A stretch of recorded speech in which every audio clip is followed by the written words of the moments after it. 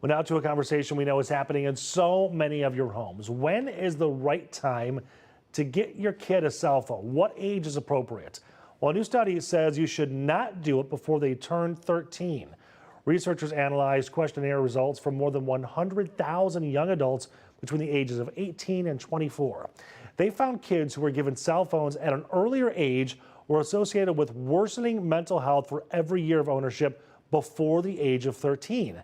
That included more suicidal thoughts, worse emotional regulation, lower self-worth and detachment from reality. That was especially true among girls. The study attributes much of it to social media use, cyberbullying, and poor sleep. So this is an important conversation that we wanted to dive into more. So joining us now is Dr. Tiffany Munzer. She specializes in developmental and behavioral pediatrics at CS Mott Children's Hospital. Doctor, thank you so much for joining us.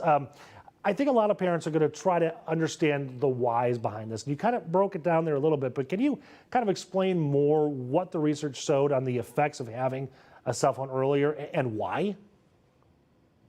Yeah, so thank you so much for having me. It's really a delight to be here.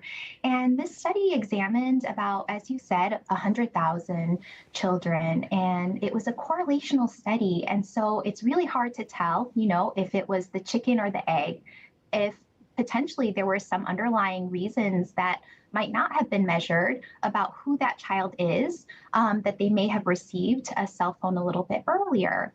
And so I think one of the important things to remember is that children are not just living in a vacuum where they're interacting on their phones. There's also a lot of social and contextual factors that are really important, whether or not that child has access to safe play opportunities outside of the home, if they have access to libraries or third spaces that really could help shape their social emotional experiences, what kind of school system they're involved in. And so these are also really important things to consider. And families are increasingly growing up in a world that is really steeped in digital technologies. And a lot of these technologies use a lot of persuasive design that's really going to compete for kids' attention. So there's a lot of sophisticated behavioral tactics embedded in technologies to help keep kids playing. And the algorithms really driving their exposures to specific content and commercializing their time and data, which might just not match with the way that kids move through the world, especially these younger kids who might not have as much of the impulse control capacity to be able to avoid some of this content. And so those kids, specifically these younger kids, might need a little bit more parental support if they're having access to these digital devices, these mobile devices a little bit earlier on. So is it the content that they're exposed to, or is it the wide open world of social media and the web where they can be influenced by bullies or somebody even looking to do more harm? Yeah, it's such a great question. And we know that the content is super important. And so this study actually examined, was it the actual mobile device, the age of mobile device, or was it also some of the content that they were exposed to? And you're right that cyberbullying was made up for some of that difference in kids' outcomes. And so it was some of the content that they were getting exposed to. And also it was some of the other things that we know are really important for children's development. For instance, the mobile device was making it harder for them to get the right amount of sleep at night. And we know that really adequate sleep is so important for kids' social emotional outcomes, including their mental well-being. And the other thing that they found was that the mobile device was really disrupting, making it harder for families to connect with each other. And so that's also another thing that's really important for kind of child well-being and family well-being. Yeah. So obviously you focused a lot on mental health here.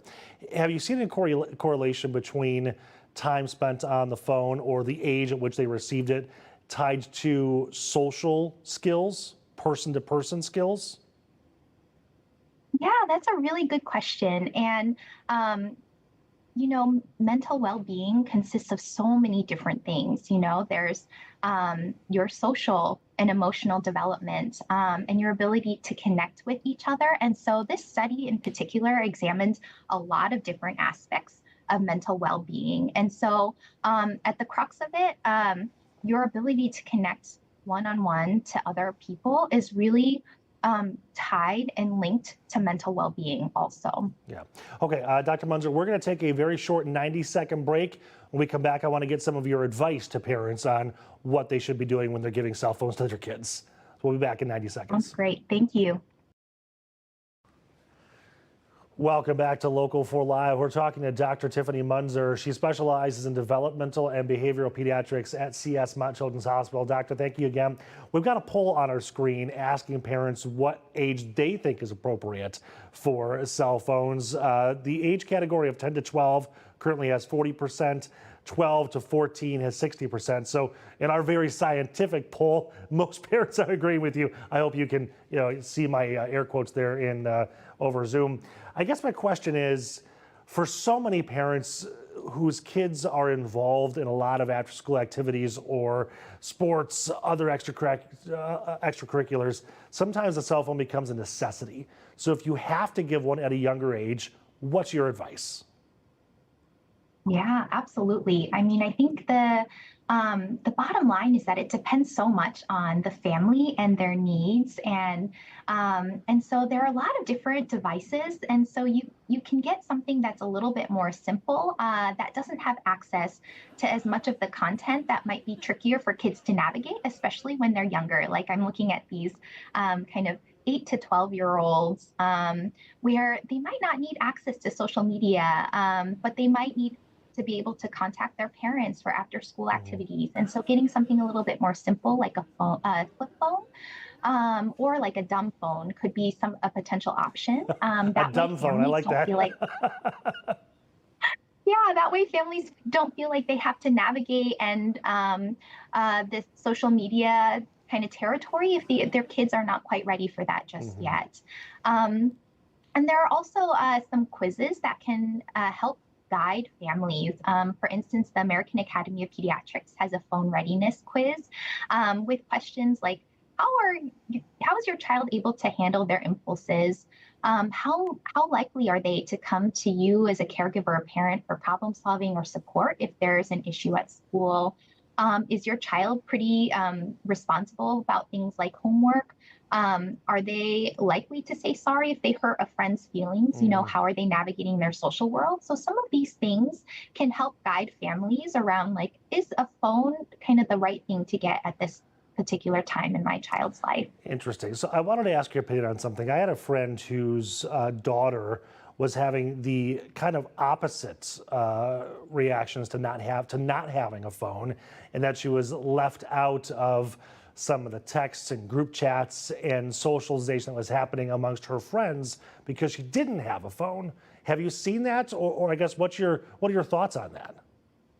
Yeah, I mean, this is, the phone is really how teens are connecting to each other. And so it can be such an important lifeline to social connection. And so getting a phone that has the ability to connect via text or phone calls can be really helpful for some families while limiting some of the other aspects that can be trickier to navigate, like social media. So again, having like more of a flip phone situation or a phone that's a little bit more locked down. And there are also other kind of like pieces of software that you can embed in the phone so that there's less access or more limited access to social media if kids are not quite ready for that just yet. I'm a big fan of enacting the screen downtimes and time limits on apps, which have been great for my kids. One last question for you, Doctor. So the recommendation coming out of your study is that 13 is kind of the perfect age to maybe start getting a phone. What is it about 13 where a kid's mind is developed enough where it's appropriate?